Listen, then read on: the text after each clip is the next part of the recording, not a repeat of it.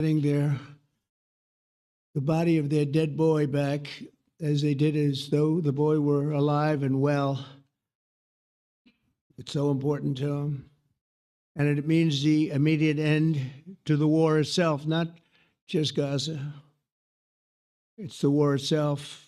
Under the plan, Arab and Muslim countries have committed, and in writing in many cases, but I actually would take their word for it. The people I mentioned, I'd take their word for it, to demilitarize Gaza, and that's quickly. Decommission the military capabilities of Hamas and all other terror organizations. Do that immediately.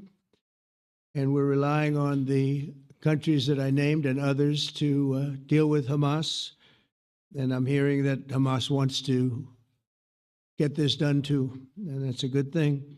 And destroy all terror infrastructure, including the tunnels, weapons, production facilities. They have a lot of production facilities that we're destroying. They'll also help train local police forces in the areas that we're discussing right now, in particular in and around Gaza, working with the new transitional authority in Gaza. All parties will agree on a timeline for Israeli forces to withdraw in phases. They'll be withdrawing in phases. No more shooting, hopefully. As progress is made toward achieving these goals, Arab and Muslim nations need to be allowed the chance to fulfill these commitments of dealing with Hamas. They have to deal with them because they were the one group that we have not dealt with. I haven't dealt with them. But the Arab countries are going to, and Muslim countries are going to be dealing with Hamas, and I believe they've already been there. I think they probably have an understanding, and they haven't maybe mentioned that, but I would imagine they do. Otherwise, they wouldn't have gone as far as they've gone. If they're unable to do so, then Israel would have the absolute right and actually our full backing, the U.S. full backing. Marco's here, and a lot of our leaders are here, our great Vice President, Susie Wiles, Steve Witkoff, Jared Kushner. They've been so involved in this process. I don't think anybody else could have done it or even come close. But it's we're right there. We're right there. First time in thousands of years, I think you can probably say, if you really look into it, if you study back, if you're a scholar, you would say thousands of years. Israel would have my full backing to finish the job of destroying the threat of Hamas. But I hope that we're going to have a deal for peace. And if Hamas rejects the deal, which is always possible, they're the only one left. Everyone else has accepted it. But I have a feeling that we're going to have a positive answer. But if not, as you know, Bibi, you'd have our full backing to do what you would have to do. Everyone understands that the ultimate result must be the elimination of any danger posed in the region, and that danger is caused by Hamas. The tyranny of terror has to end, and this is, again, something that we're looking for. This is eternity. This is for forever. To ensure the success of this effort, my plan calls for the creation of a new international oversight body, the Board of Peace, we call it, the Board of Peace, sort of a beautiful name, the Board of Peace, which will be headed, not at my request, believe me, I'm very busy, but we have to make sure this works. The leaders of the Arab world and Israel and everybody involved asked me to do this, so it would be headed by a gentleman known as President Donald J. Trump of the United States. That's what I want, is some extra work to do, but it's so important that I'm willing to do it, and we'll do it right, and we're going to put leaders from other countries on, and leaders that are very distinguished leaders, and we'll have a board, and one of the people that wants to be on the board is the UK former Prime Minister, Tony Blair, good man, very good man, and some others, and they'll be named over the next few days, and it'll be quite the board. Working, everybody wants to be on it now. I don't know if that had anything to do They named me and everybody else wanted to be on it. I guess they figure, well, he's a soft touch. He'll be easy to deal with. Working with the World Bank and others, it will be responsible for recruiting and training a new government that will be made up of Palestinians along with highly qualified experts from all around the world. Hamas and other terrorist factions will play no role in the board, but they'll play no role in the governance of Gaza at all, directly or indirectly. As you know, thousands of Hamas leaders have been killed and soldiers have been killed. And we can never forget October 7th, but thousands have paid the price for that. And now it's time to get our hostages back and get back to trying to build something that's really great and very important. In our meeting today, Prime Minister Netanyahu was very clear about his opposition to a Palestinian state. And he continuously mentions October 7th, and I understand that. Most people do. And I understand and respect his position on many things, but what he's doing today is so good for Israel. I notice that they have large crowds gathering in Israel all the time, and they have my name up. They like me for whatever reason, Bibi, I don't know, but they do like me. But they say two things.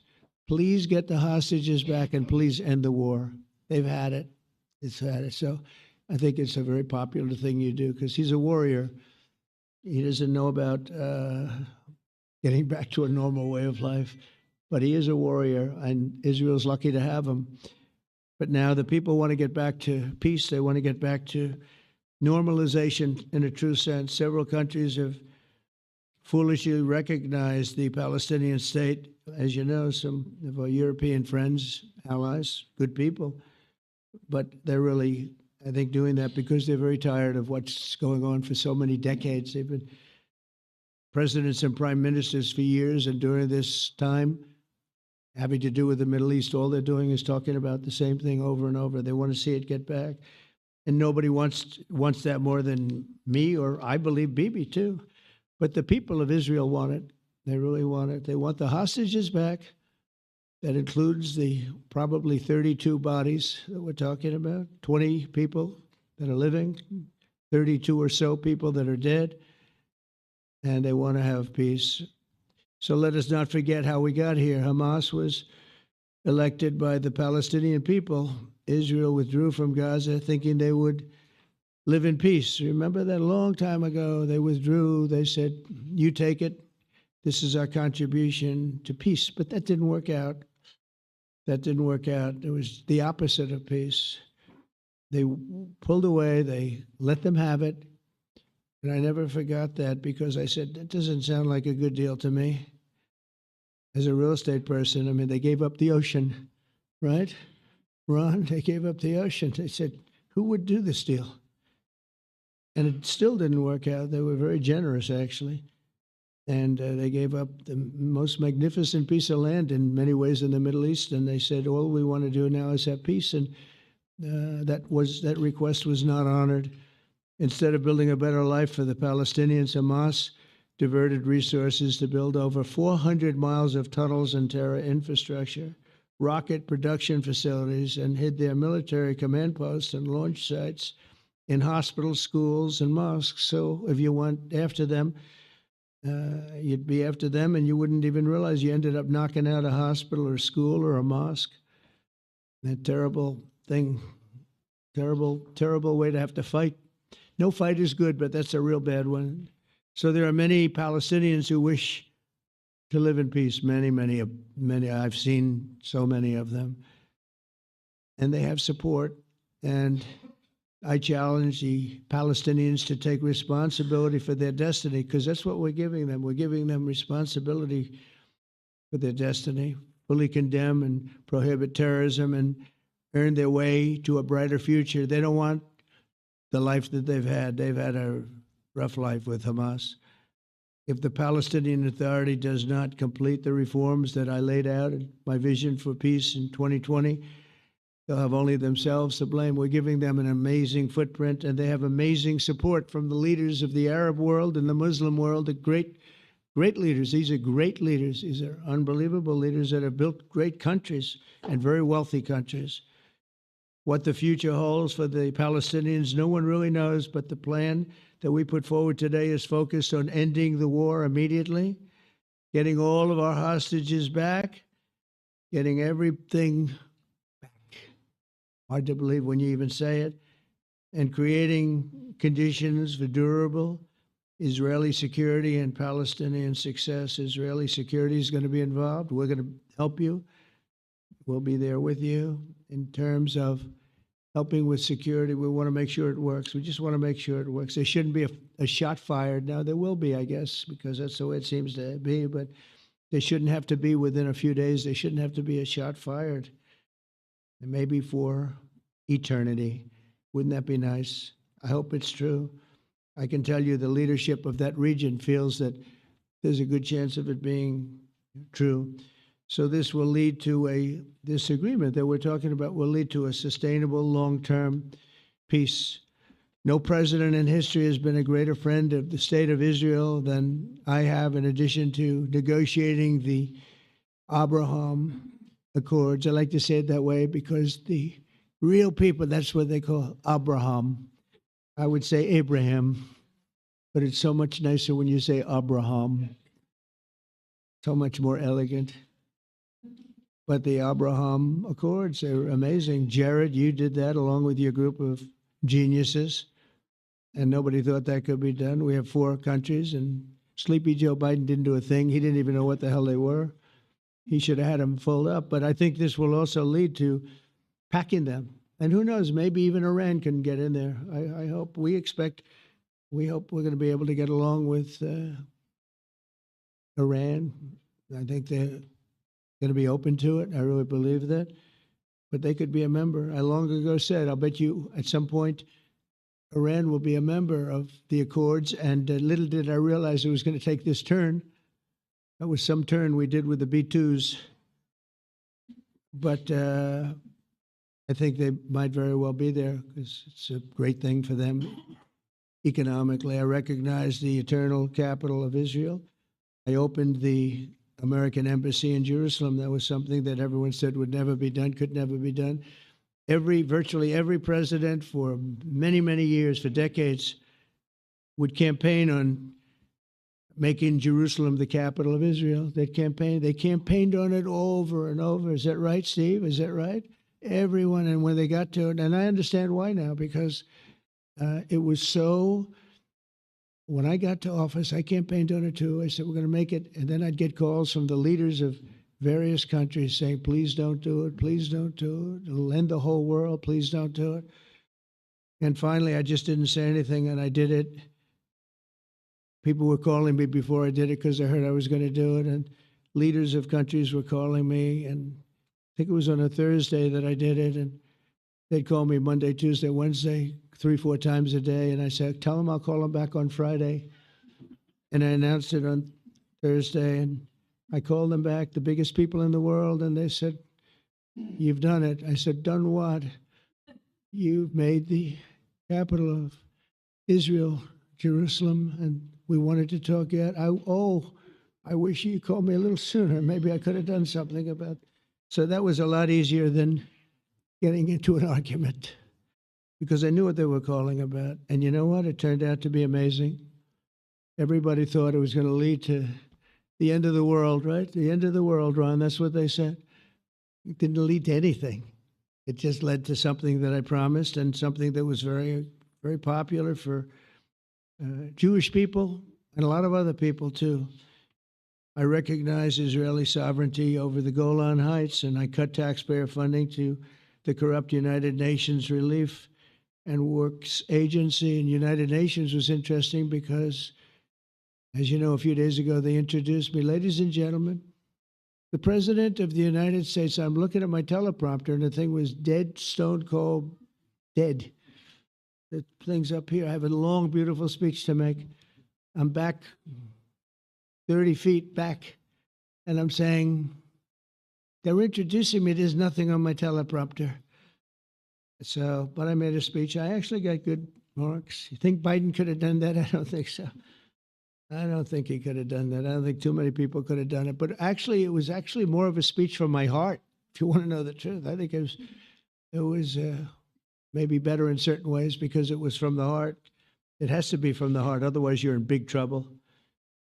But I cut taxpayer funding for that very corrupt United Nations Relief and Works Agency, and nobody thought that would be done, and withdrew from the horrible Iran nuclear deal that was imposed upon Israel by Barack Hussein Obama and Biden. And I don't think Biden knew anything about it, though. I don't think he knows anything about it now, actually, if you ask him. You say, what is that? And we obliterated Iran's nuclear enrichment capacity, making it impossible for them to have a nuclear weapon, which they would have had probably in about 2 months from that. But I've never asked Israel to compromise its security, but we had big, strong talk. Nobody's been better to Israel. No president's been better to Israel than Donald Trump. But we had a long, strong talk, Bibi and I, and he understands it's time. It's time. History has shown, and the people of Israel want it. And the people of the Middle East want it. The people of enemies of Israel want it, but they don't have really too many enemies right now. And you know what? Many countries have gained great respect for Israel, for the way they fight, for the job they do, including me. I had respect anyway, but they gained respect. History has shown us that those who have relations with Israel have thrived, while those who have devoted resources and attention toward the destruction and even annihilation of Israel have languished. They haven't done well. Israel is not going anywhere. They're going to coexist with other people and countries in the region, from Syria to Lebanon to Saudi Arabia. The promise of a new Middle East is so clearly within our reach. This is the closest we've ever come to real peace, not fake peace, not political fool's peace. If we can get this difficult problem solved, the opportunities for all within that vast region of this world, it's a vast region. It's unlimited.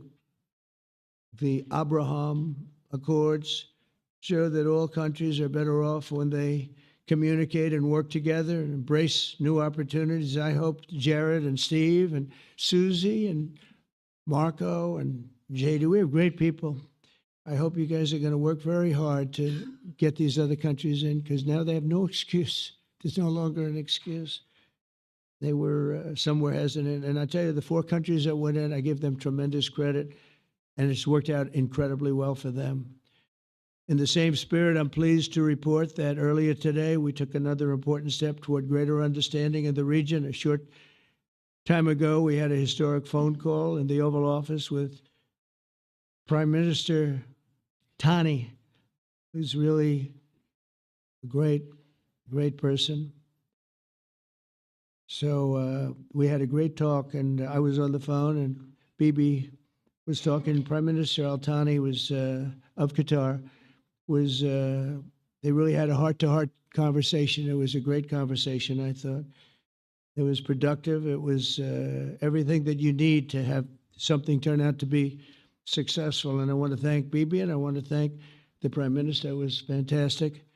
We agreed to launch a formal trilateral mechanism between Israel, Qatar, and the United States to begin a dialogue to enhance mutual security, correct misperceptions, and avoid future misgivings. And I want to thank Qatar, its leadership, and the Emir. He's a fantastic person. I think, I'm going to be his public relations man, because I know him differently than a lot of people know him. But he wants peace. He wants to see peace.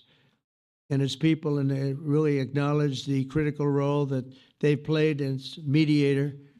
And again, we're not quite finished. We have to get Hamas, but I think they're going to be able to do that. So now it's time for Hamas to accept the terms of the plan that we've put forward today. And again, this is a different Hamas than we were dealing with, because it's over 20,000 have been killed. Their leadership has been killed 3 times over. So you're really dealing with different people than we've been dealing with over the last 4 years, 5 years. Everyone has done their part and come to the table in good faith. Our Arab and Muslim partners are fully prepared to step up and fulfill their commitments for the benefit of the people of Gaza and the entire region. They're willing to step up and do a lot. They really are. There are a lot of good people involved. Everyone who wants to see, everybody who wants to see an end to the violence and destruction should be united in calling for Hamas to accept the extremely fair proposal so that we can end the war and get us back our hostages right now and have everlasting peace. And I look forward to having relationships with everyone. As the chairman of the board, I'll be involved, and we'll have meetings with some very smart people that'll be working over there to make sure that we haven't just been wasting time with an agreement that doesn't get done. The task of building peace will not be easy. There are some of the hardest problems in the world to solve, and that's why it's been going on for so many centuries. But too many lives are at stake not to try, and this was more than a try. I mean, I think this is something that gets done when you have virtually every country, and these are powerful, powerful countries that have a lot of money, and the money can make things happen. A lot of countries try, and they don't have any money. These are very rich countries that can make things happen. So together we'll forge a much safer and more hopeful future for everybody, including Israel. And I want to thank Prime Minister Netanyahu for his partnership. And I want to thank all of the leaders, the kings and the emirs and the presidents and prime ministers, people I mentioned. And they've been absolutely fantastic to work with. And it's just happened very quickly. It's happened from a couple of weeks before I had a couple of meetings, but a couple of weeks before we went to the United Nations. And we had some incredible meetings. It all came to place. It all took place, and everybody wanted to be a part of it. I don't have anybody that's saying we don't want anything to do with it. It's just the opposite. And I'll tell you, a couple of years ago, a year ago, I don't think we would have had this kind of participation, Mr. VP, right? I don't think we would have had. It's been amazing. The participation was 100%. Everybody wants to be a part of it. And everybody, those very strong countries, everybody wants it to work. So, Bibi, congratulations on this. I think this will be your crowning achievement, frankly. If this all works out, we think it will. It's going to be your crowning achievement, and I want to thank you very much for being here. Thank you, please. Thank you. Thank you. Mr. President, first I want to thank you for graciously hosting me once again in the White House. And second, I want to thank you for your friendship and for your leadership.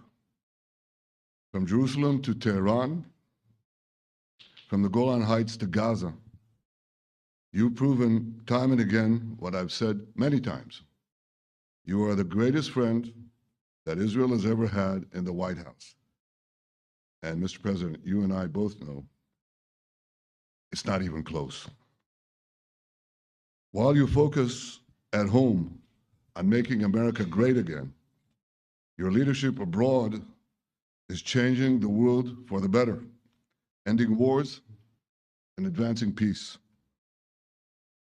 I believe that today we're taking a critical step towards both ending the war in Gaza and setting the stage for dramatically advancing peace in the Middle East. And I think beyond the Middle East, very important Muslim countries. I support your plan to end the war in Gaza, which achieves our war aims. It will bring back to Israel all our hostages, dismantle Hamas's military capabilities, end its political rule, and ensure that Gaza never again poses a threat to Israel. We would not have achieved this turning point without the courage and sacrifice of our incredibly brave soldiers. They fight like lions to defend the people of Israel, and they serve on the front line in the war between civilization and barbarism. Mr. President, when our two countries stand shoulder to shoulder, we achieve the impossible. Just a few months ago, in Operation Rising Lion and Operation Midnight Hammer, we struck a decisive blow against Iran's nuclear and ballistic missile program. Your bold decision to send those B-2s made the region safer and the world safer.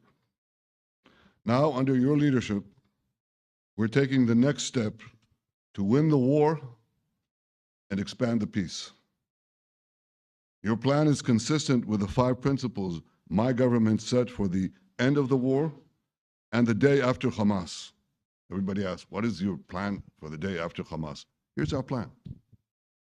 Pass it in the cabinet. All our hostages, both those who are alive and those who died, all of them will return home immediately. Hamas will be disarmed. Gaza will be demilitarized. Israel will retain security responsibility, including a security perimeter for the foreseeable future. And lastly, Gaza will have a peaceful civilian administration that is run neither by Hamas nor by the Palestinian Authority. If Hamas agrees to your plan, Mr. President, the first step will be a modest withdrawal, followed by the release of all our hostages within 72 hours. The next step will be the establishment of an international body charged with fully disarming Hamas and demilitarizing Gaza. I appreciate your willingness to lead the body, Mr. President. I really appreciate it because you have a lot of things to do, and this is important. And it reflects the confidence that this will give everyone, that things will be followed up on all the commitments made. The fact that you're taking this on, I think, helps a lot to make sure that everything flows in the direction that we want. Now, if this international body succeeds, we will have permanently ended the war. Israel will conduct further withdrawals linked to the extent of disarmament and demilitarization, but will remain in the security perimeter for the foreseeable future. I think we should understand that we're giving everybody a chance to have this done peacefully, something that will achieve all our war objectives without any further bloodshed. But if Hamas rejects your plan, Mr. President, or if they supposedly accept it and then basically do everything to counter it, then Israel will finish the job by itself. This can be done the easy way, or it can be done the hard way, but it will be done. We prefer the easy way, but it has to be done. All these goals must be achieved because we didn't fight this horrible fight, sacrifice the finest of our young men to have Hamas stay in Gaza and threaten us again and again and again with these horrific massacres. Mr. President, I was encouraged by your clear statement at the UN against the recognition of a Palestinian state. That would be an outcome that, after October 7th, would reward terrorism, undermine security, and endanger Israel's very existence. As for the Palestinian Authority, I appreciate your firm position that the PA could have no role whatsoever in Gaza without undergoing a radical and genuine transformation. In your 2020 peace plan, which you mentioned just now, you made clear what that transformation requires. It's not lip service. It's not checking a box. It's a fundamental, genuine, and enduring transformation. And that means ending pay to slay, changing poisonous textbooks that teach hatred to Jews, to Palestinian children, stopping incitement in the media, ending lawfare against Israel at the ICC, the ICJ, recognizing the Jewish state, and many, many other reforms. It won't come as a surprise to you that the vast majority of Israelis have no faith that the PA Leopard will change its spots. But rather than wait for this miraculous transformation, your plan provides a practical and realistic path forward for Gaza in the coming years, in which Gaza will be administered neither by Hamas nor the Palestinian Authority, but by those committed to a genuine peace with Israel. I think this can be not only a new beginning for Gaza, I think it can be a new beginning for the entire region. Under your leadership, we can re-energize, I've got to contribute my own, we can re-energize the Abraham Accords. That's what it's called in the original Hebrew. Abraham. Abraham is fine. Abraham, however you want to call it. Under your leadership, Mr. President, we can re-energize the Abraham Accords that we forged 5 years ago. We can expand them to many more Arab and Muslim nations that choose moderation over extremism. I think there's an opportunity here. It's not going to be easy. It's tough going, but I think if we succeed, you're absolutely right. We're going to open possibilities that nobody even dreamed of. But I think we dream of them. As you've told me, Mr. President, and you've told the world many, many times, you said, remember October 7th. Remember October 7th. And we do. We will never forget the horrors of October 7th, and we will do whatever is necessary to make sure they don't happen again. Since October 7th, Israel's enemies have learned a hard truth. Those who attack us pay a heavy price, but those who partner with us advance progress and security for their peoples. President Trump just said it. It's also in the Bible. It says, those who will bless you will be blessed, and those who will curse you will be cursed. And that's actually what is happening. We want the blessings. I think we've done a lot in the past 2 years to end the curse. Not finished, but we've done a lot. And we've done a lot together to end the curse. I want to thank your entire team for their efforts to get to this point. I especially want to thank Steve Witkoff and Jared Kushner for their indefatigable work to bring Israel and Arab states in the region closer together. I am deeply grateful to both of them for their work. We had a phone call today just to make it clear. I said to the Prime Minister of Qatar, Israel was targeting terrorists, wasn't targeting Qatar. And of course, we regretted the loss of the Qatari citizen, wasn't our target. And I very much appreciate President Trump's proposal to have a trilateral body, the United States, Israel, and Qatar, to work out respective grievances. There are quite a few. But if we could try to mitigate them or put it on a different footing, I think that'll be good for everyone. Above all the people, fine team, many helpers who've done this, I want to thank you, Mr. President. History has already shown that under your leadership, Israel and America can change the face of the Middle East. And today I'm hopeful that your plan to end the war in Gaza will do so again and do so soon. It will free our hostages, end Hamas's tyranny in Gaza, and enable a more secure and prosperous future for the peoples of our region. Thank you, Mr. President. May God bless America. May God bless Israel. May God bless the indispensable alliance between our countries. May I add in Hebrew, G'mal Chatima Tova, may we all be inscribed in the book of life. Thank you.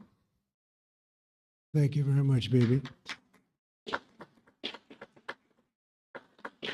So I think while we wait for these documents to be signed and get everybody in line, I think it maybe is not really appropriate to take questions. I'm meeting with, as you know, a couple of Democrats in a little while about the country, about keeping our country open.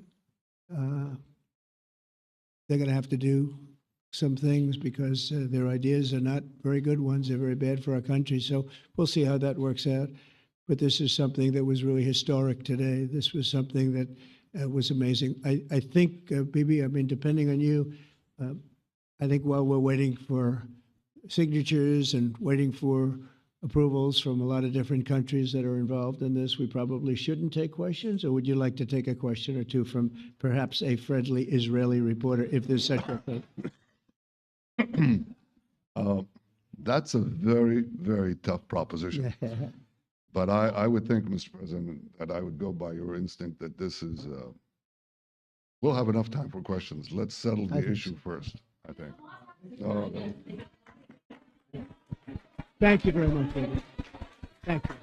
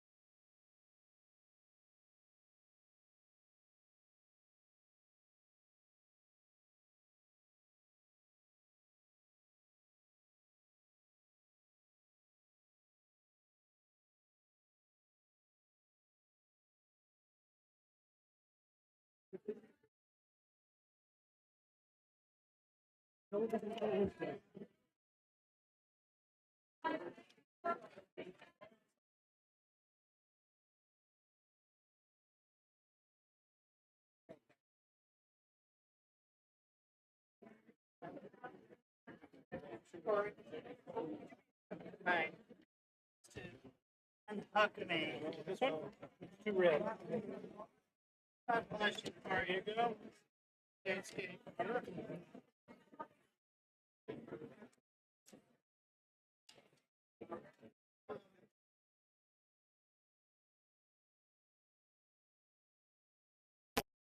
Or should look like. Hamas is not on board. And it's also not clear, I should say, whether Netanyahu is fully 100% on board with this complete plan. That was one of the questions we were going to ask. Also, how much time does Hamas have to respond to all of this? We heard loud and clear from the president what happens if they don't agree. The president saying that if Hamas rejects this deal, that he would then give Netanyahu his full backing to go ahead, in his words, do what you have to do. Netanyahu making clear that he believes that this is essentially the last chance for a deal like this. But again, another question, whether there's any room here to negotiate. Is this